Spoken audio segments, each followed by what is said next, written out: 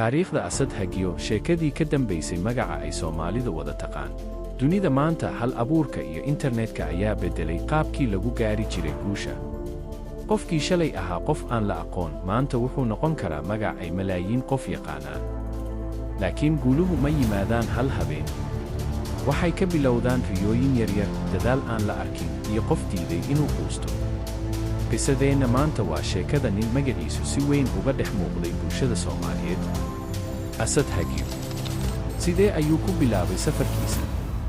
Maxaa ka dambeeyey magaca ay maanta dad badan yaqaanaan? Maxaase ka dhigay mid ka mid ah dadka sida weyn looga hadal hayo baraha bulshada? Kani waa dokumentariga taariikhda Asad Hagiyo. Dad badan waxay yaqaanaan magaca Asad Hagiyo, laakiin qof walba ma yaqaan halka ay sheekadu ka bilaabatay.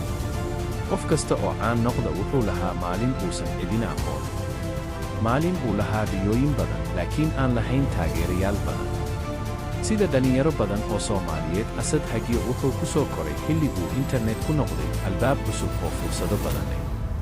Markii ay dad badan u isticmaali jireen baraha bulshada madadaalo keliya, waxaa jiray kuwa arkayay fursad ay codkooda ku gaarsiiyaan adduunka. Asad Hagiyo wuxuu ka mid ahaa dadkaas. Bilowgu mar walba ma fududa.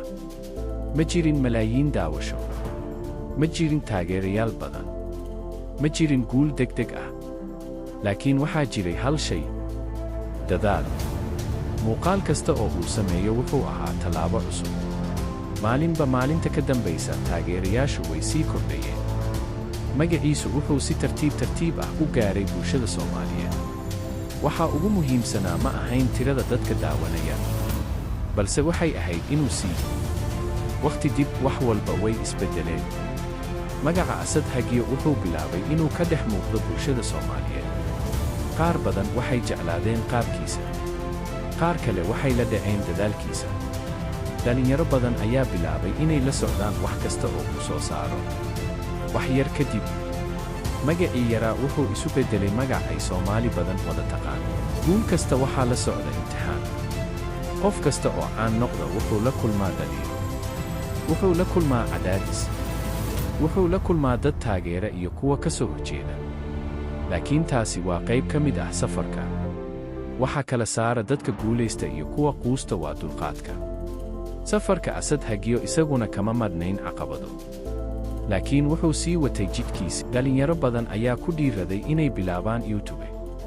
Qaar waxay ogaadeen in guusha aysan ku xirnayn meesha aad joogto, balse ay ku xiran tahay inta aad aaminsan tahay riyadaada. Asad Hagiyo wuxuu tusaale u noqday dhalinyaro badan. Wuxuu muujiyey in internetku noqon karo meel laga abuuro mustaqbal. Asad Hagiyo waa magac ay yaqaanaan kumanaan Soomaali ah. Magac ku yimid dadaal. Magac ku yimid samir. Magac ku yimid sannado badan oo shaqo iyo joogtayn ah. Sheekadiisu waxayna xasuusinaysaa in qof kasta uu bilaabo meel yar.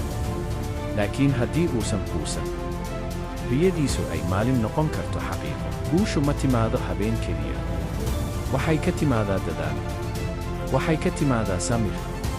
Waxay ka timaadaa rumaysadka qofku ku qabo naftiisa.